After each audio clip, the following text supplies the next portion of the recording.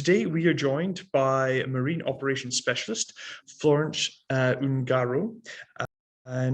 She is a marine operations specialist, and she's going to be giving us an introduction to European marine energy. So without further ado, Florence, take it away. Hello, everybody. So as Andrew mentioned, I work for EMEC, the European Marine Energy Center, as marine operations specialist, which means basically I organize, plan, set up the marine operation on our sites.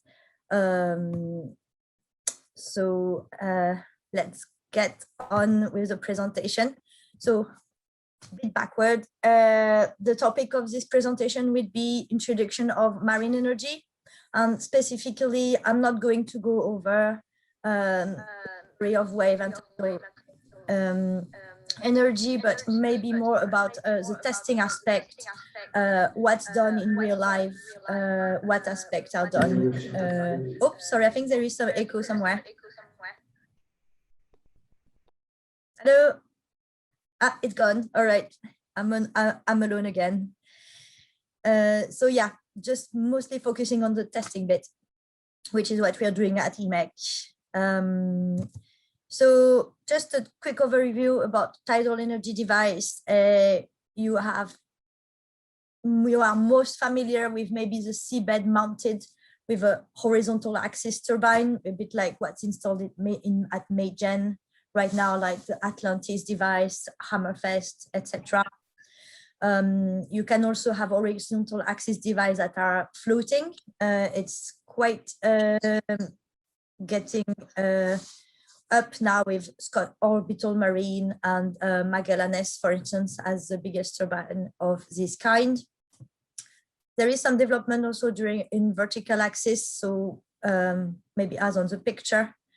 Archimedes crew are much more rare, but we've had a developer testing that system in the past, and Venturi effect, which are quite convenient when you already have a structure like a dam or this type of aspect. And are selecting hydrofoil. This is also quite new, but developments are being done, and tidal kite, like the famous Minesto. To do the similar on wave energy device, wave is even more diverse in the type of machines that have been invented to try to harness wave power. But most trends we have seen so far are attenuator.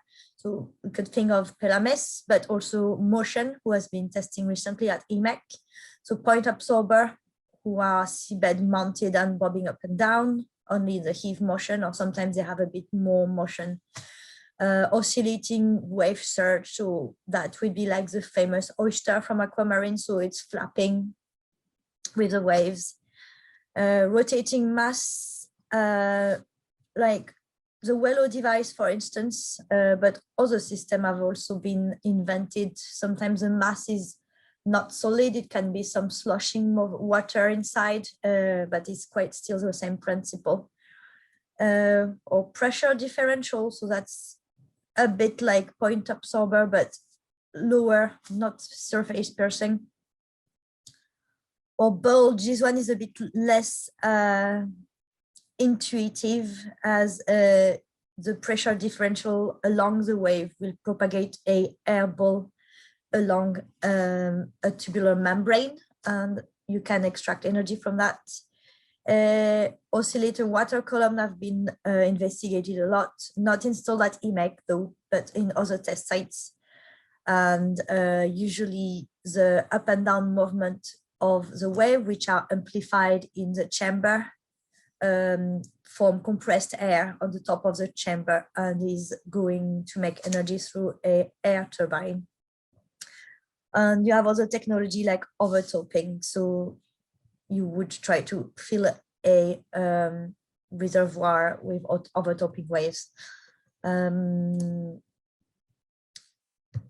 So I'm just going to go quickly over the resource. So wave resource, is still quite significant in the world. I think it's still a source of energy that, if harnessed and if properly done, can help to be part of the energy mix of some countries.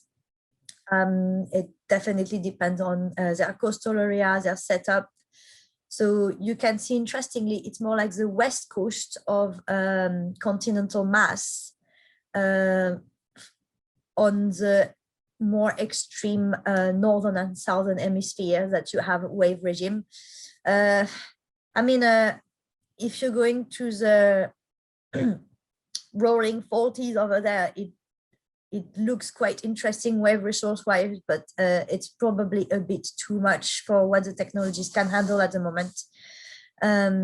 It looks quite mild compared to the extreme color map of this chart, but if you look at the UK, which is more close to us, this is very specific, UK specific. The resource doesn't stop, it goes all around Ireland. Ireland has actually quite very good wave resource as well. You do have interesting wave resource, and even if Orkney and Shetland and Hebrides look like they are in the green, we still have a really strong wave on our west coast. The tidal resource in the UK is also quite an interesting one. You have some good resource all around the English Channel, all around the sea between Ireland, the main British island, and also on the Hebrides side. And there is no Orkney or Shetland on this map, apologies, but Orkney and Shetland do have a lot of tidal resource between all the small islands. So where is EMEC? So EMEC is in Orkney. I apologize if anyone's from Shetland here. Shetland's not on this map. I didn't do this map. I think Shetland should be there. I don't want any trouble. But we are in Orkney, in this archipelago of roughly 60 islands, 20 inhabited. We are 22,000 inhabitants in Orkney.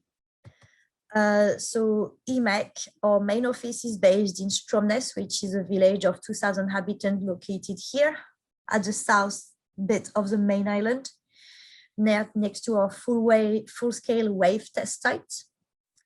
And we also have office in Kirkwall, which is the main city on Orkney and has roughly 10,000 inhabitants. So Kirkwall is quite good for access to our scale tidal test site, our full-scale tidal test site, which is off the island of Edy here. And it gets all the strong tides that go through the West Reef first, you can see here.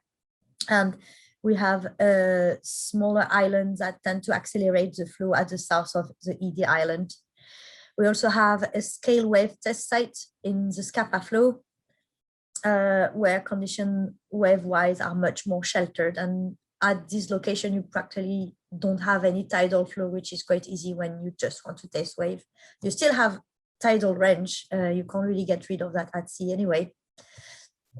So yeah, those blue points are our offices.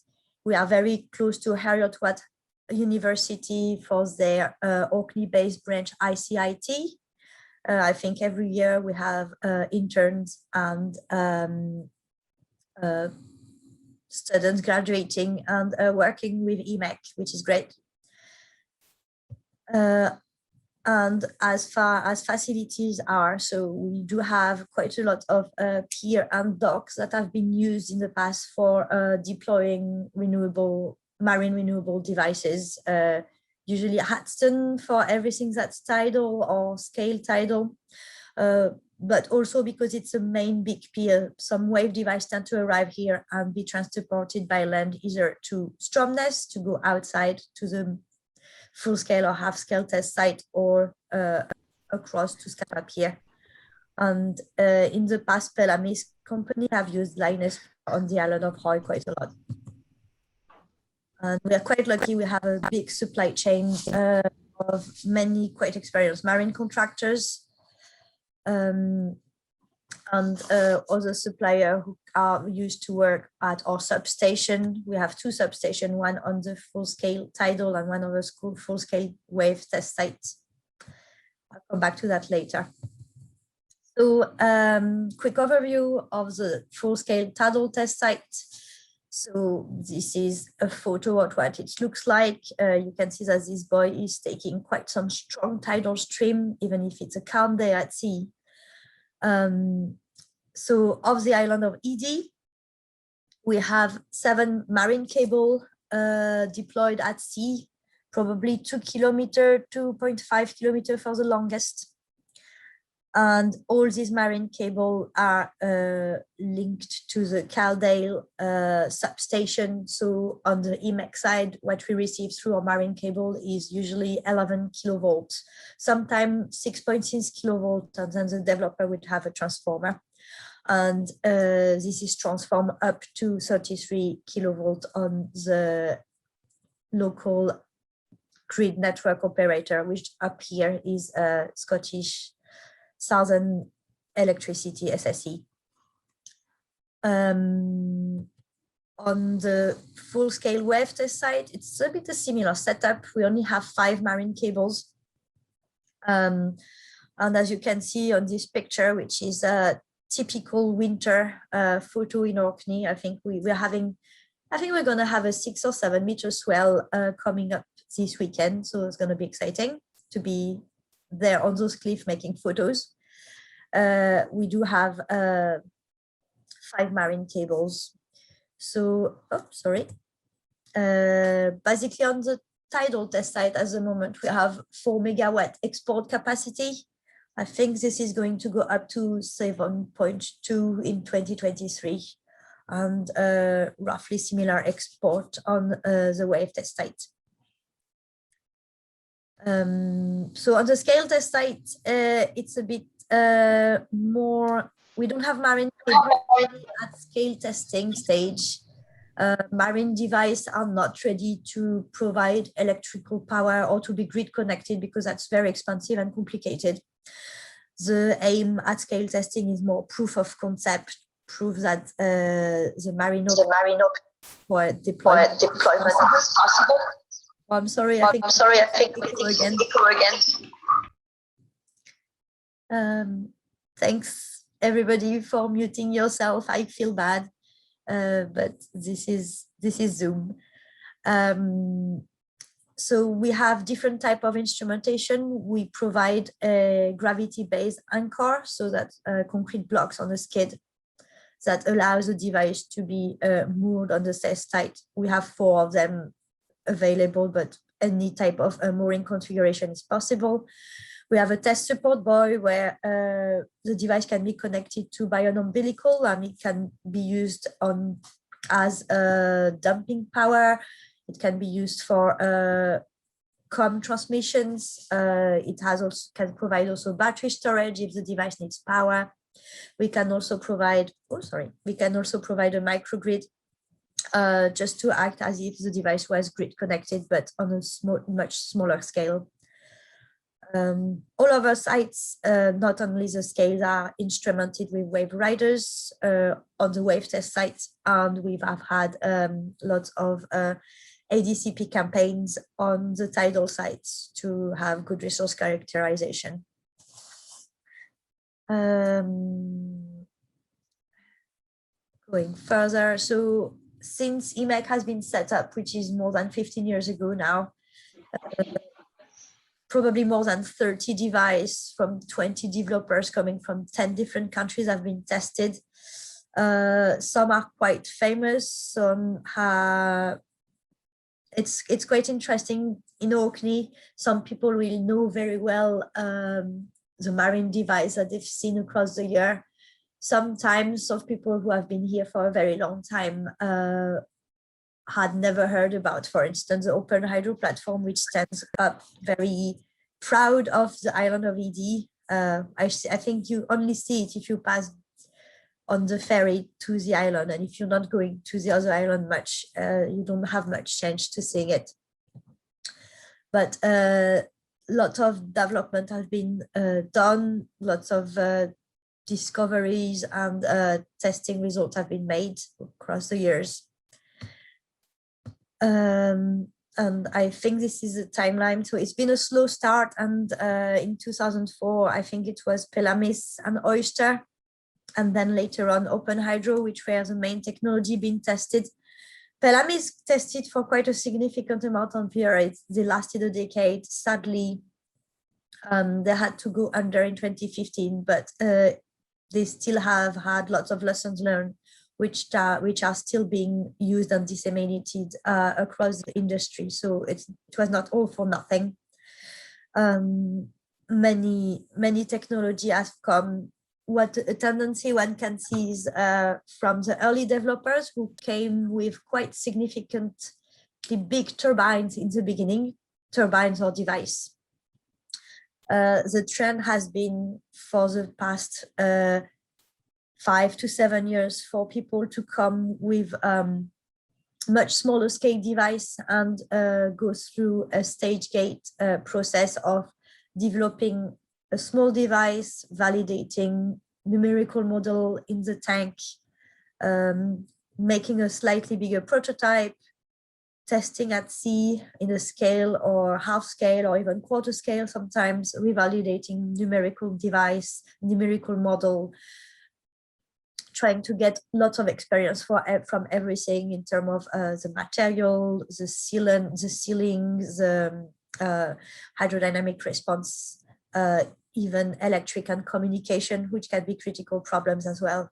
And later on, after maybe a decade of development, coming with full scale at our test sites. So it's quite good to see developers who have come through all the stages and now can show quite successful devices producing electricity. Apologize, I didn't mention it, but if you really have a question, please feel free to interrupt. I think I will finish this presentation and I will be very happy to have a discussion or answer any question after. But if you have something that snapped in your mind, just don't hesitate. It can be that it's relevant for now, so don't hesitate. The recent developer in Orkney, which we had was, so we had a Wello Penguin. So sadly in 2019, the prototype, which was in Orkney, sank. To be honest, it's been surviving many years of very rough winters. It's seen wave up to 18 meters here in Biliacru, which is really, really strong, really high. So that's a bit of a shame for this prototype, but that's been a good learning point for this company, because now they are actually generating electricity in another test site in Spain, the test site of BMEP, which is located near Bilbao. So that's very good to hear. Open Hydro platform, which you can see on the second picture, has been testing in IMEC for over a decade. And over the years, they had probably 6-7 prototypes of this turbine you can see in the center. This platform is quite handy because they can, without redeploying new foundation every time, just change this round circle, which is their turbine in the center, and test all sorts of design. They sadly went under saying 2019, but IMEC is going to carry on maybe using this platform. So lots of lessons learned in this field anyway. Third one is Scott Renewable. So the prototype you can see here is their ATIR 2000. Orbital changed name in 2019, I think, or 2018, and they are now called Orbital. And they just came this year with a new prototype, the O2 device, and they've been really successful. The ATIR 2000 has produced many gigawatts in Orkney, and at some stage it was producing 7% of the local electricity consumption in Orkney. So that's quite significant. We also had the Tocardo device installed in Port of Warness, the Notricity Tidal device. We also test a smaller scale device, and sometimes, for instance, this device, it is a tidal turbine. It's not meant to be grid connected. It's meant to be a subsea power supply, for instance, for oil and gas subsea network of pipe, valves, monitoring system need power, and having a local source of power can be very useful. So these guys were testing this solution, and that worked really well, actually. We also had the SME Plato in 2015. This is when they arrived. This is also one of my first week at EMEC, so I remember this photo. For what device we have currently on site, so we have the Orbital O2 device. So this one is rated 2 megawatts, and at the moment it's deployed in fall of awareness. It is grid connected, and they are ramping up their power curve and soon getting to their power rating. So that's been very good to see them, because they've been in Orkney since the beginning. They're an Orcadian company with international team, but still composed with a high proportion of Orcadian. So that's quite interesting. Installed in fall of awareness, maybe face to face. So you have to imagine this at sea. We have our Scottish device. Across to it, you have the Magallanes ATIR device, which is from Spain. So it's quite exciting at the moment. It's a bit like a naval battleship in our test site. No, it's very friendly, but we have lots of competitive devices installed at the same time. So they have a different system. They have in the same axis aligned double rotor down from a long mast. So they first installed in 2019, and they've been out of sight, but they came back here this year, and after doing some upgrades last year on their device. So this prototype have been already twice in full of awareness, and they carry on testing different solutions, different control systems. Last week they just came out of the water. These are the MOCEAN. This is the MOCEAN Blue X. So it's a point absorber. This is a hinge at the center, and it basically moves like that in the waves. This was deployed on our scale test site quite successfully. They recovered the device mid-test period to do more implementation on their control system and electronics, and it went back in, and it's been generating until it's been recovered last week. So they will have next plan to carry on testing with the prototype, and hopefully they can come soon test full scale. So we don't only test wave and tidal device at sea, we also do testing of components or accessories. So for instance, TFI is a company from Ireland, and they make a mooring damping system. So maybe just passive or active like this one. This is also a pump. It pumps water into a turbine and is also meant to generate electricity. So we've installed this on our test support buoy at our Tidal test site, and we are monitoring with load cells what loading they are receiving into their mooring lines. We have also tested quite interestingly this year a robot from RobFMS. So this robot is meant to be cleaning biofouling on the hull of vessels or marine device. So it is magnetically attached to the steel hull, and it is power washing the fouling you can see here. We also tend to help with the deployment of instrumentation or test instrumentation for universities. So University of Edinburgh designed this whole circular frame mounted with lots of ADCPs. This scheme is meant to be calculating turbulence in a quite accurate fashion. So this was deployed at our full-scale Tidal test site for over a month, and we transferred the data back to University of Edinburgh. And I think the project was real tight, so there might be some report or output if people are interested to know about thermal measurement. So on our site, our wave test sites are instrumented with waverider buoys, which are buoys that measure the wave height.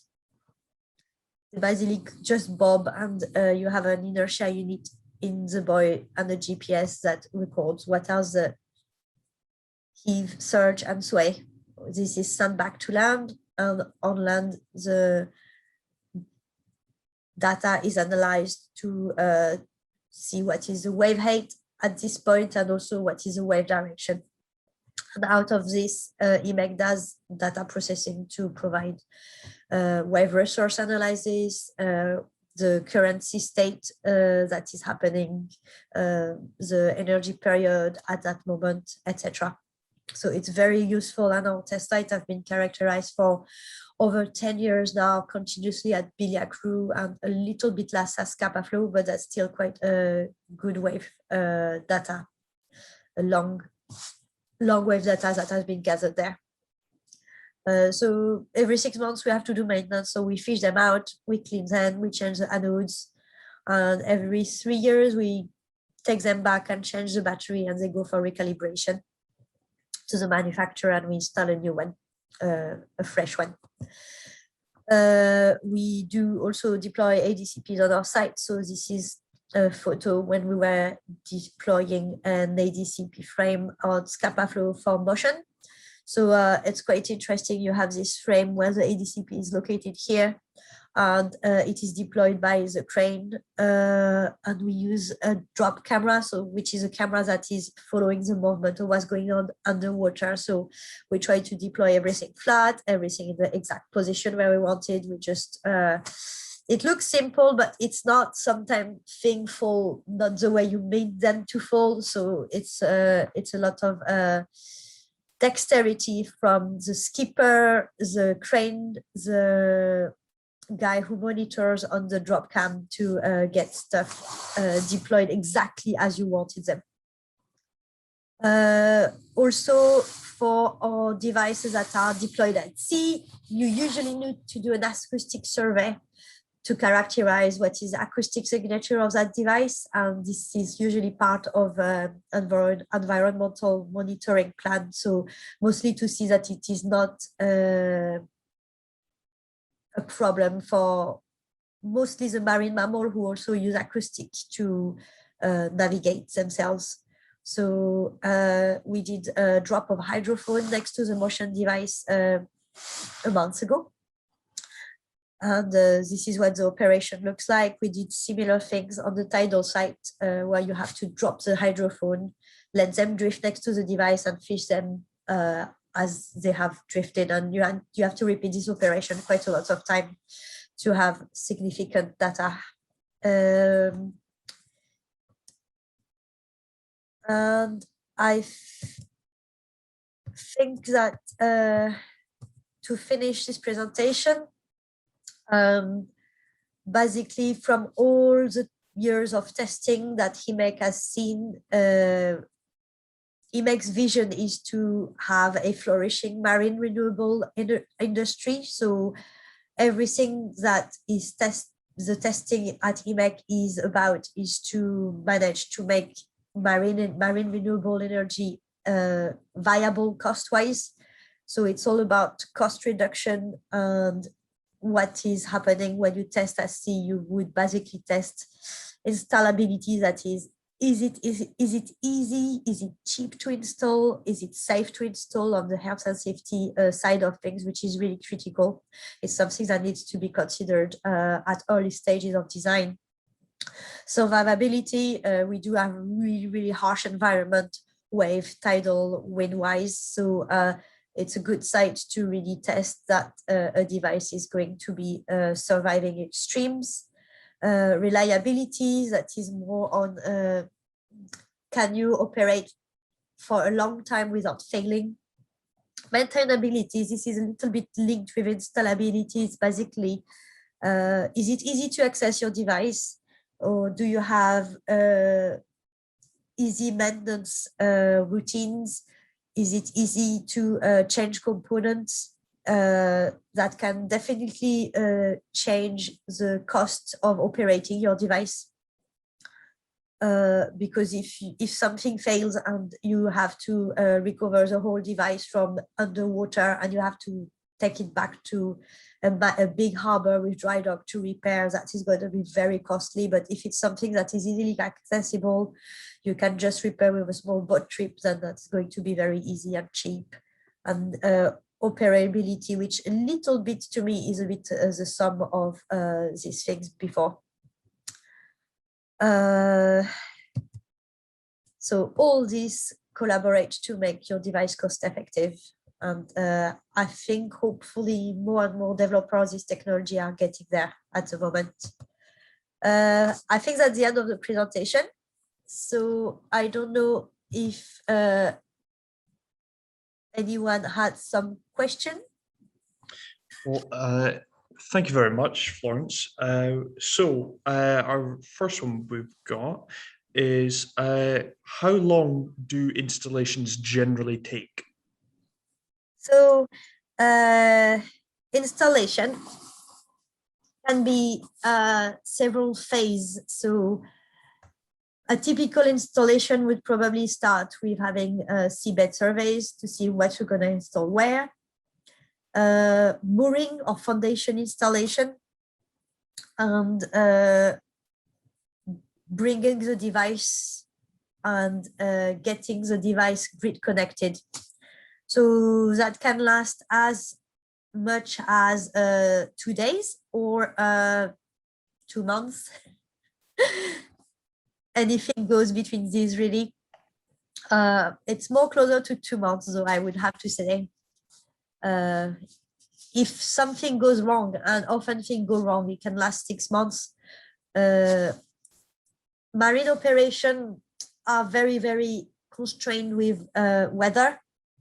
And for instance, on the tidal site, the tidal flow is so strong that you can only work at slack water on a spring tide, on a neap tide. So neap and spring tides alternate every week. So they basically follow the moon.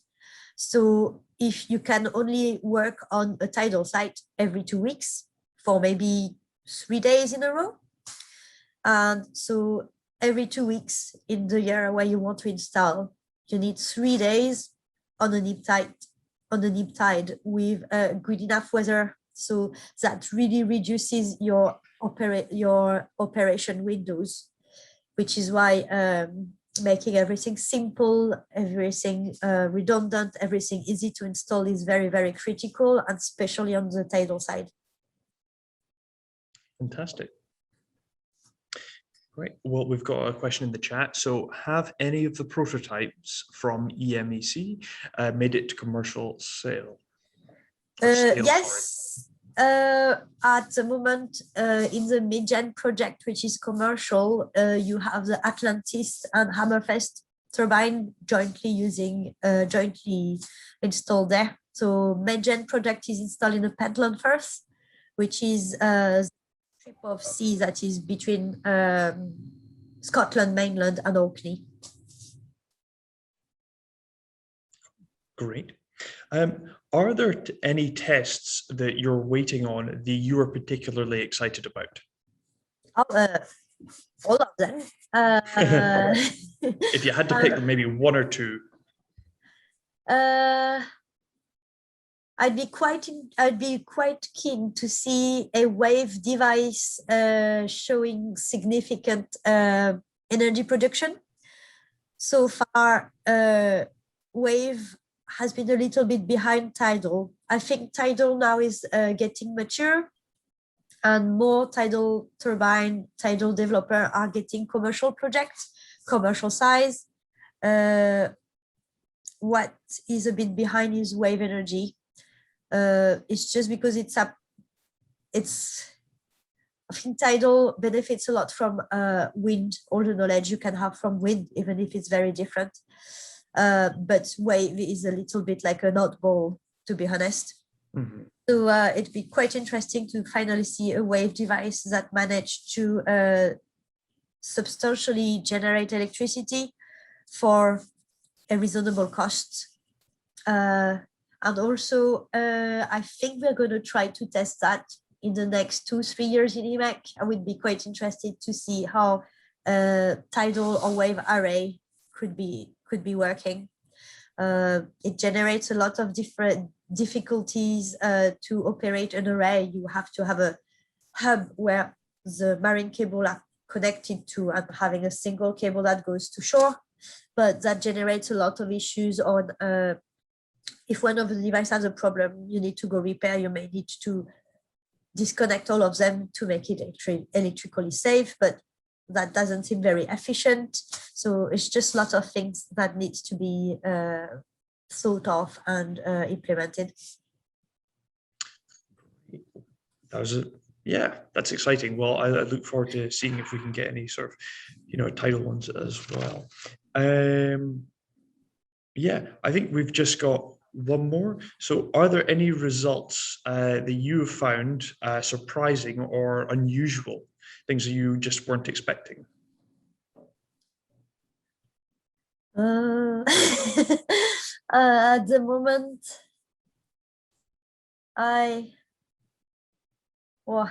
just now I can't really think about something, but it may come to me later on after I've left the chat. That's fine. Yeah. Can I just ask a quick question? Yeah.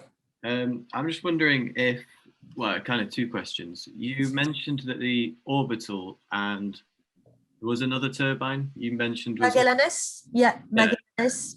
So do you see any like reduction of power with either two, like with them installed close to each other, like from turbulence caused by the blades or something like that? So no, they are still a good 400 meters one to each other. The orbital turbine, so the spar is 80 meters long, but the rotor is the rotor are similar size. They're roughly 20 meter size rotors. So on the Magallanes turbine, the float is more 45 meter. So they have similar size, but you see it's more like a 20 meter object, which is the blade of the turbine that is on quite a big 500, 400 meter length, which is the channel where we are. So it would be really interesting to do measurements at many places of the site. At this stage, we are building a numerical model for Orkney that is quite fine. We already have one, but it's not very, very fine, and we want to have something more precise. But we don't mean to include turbine in it to see what is the effect on the resource. So I think just because of the sheer distance, it is not too significant, but we don't really have measurement to show for it. Thank you. And also, if there is like a lot of waves, like if there are strong waves, like you said, up to 18 meters, does that, not only does it damage the turbines, but can it reduce the power output that they're capable of? Yeah. So thankfully, so the 18 meter extreme wave is on the west coast of Orkney. Our tidal test site is a bit sheltered from the wave. It is on one of the islands in the middle. But you can still see a 5 meter swell, like 5 meter significant wave over there. When the wave gets too big, usually the developer will either reduce or stop their production just because the effect of the wave on the blades on the rotor is quite significant. Also, mostly because those are floating turbines, they will have quite a lot of motion in the waves. So it's floating turbines, they do gain from seabed mounted because they are closer to the surface where the current is stronger. they also get a bit more influenced by the waves. Okay, thank you very much.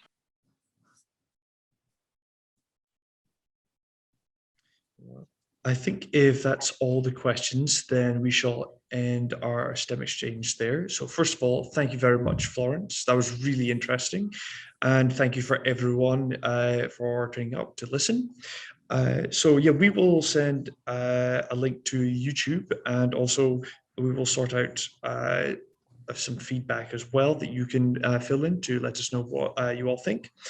Please make sure that you visit us here at Aberdeen Science Centre. We have a wave exhibit, so you can come down and have a look and try it out. And thank you very much. And we've got our next one in January, so please check our social media for our next STEM exchange.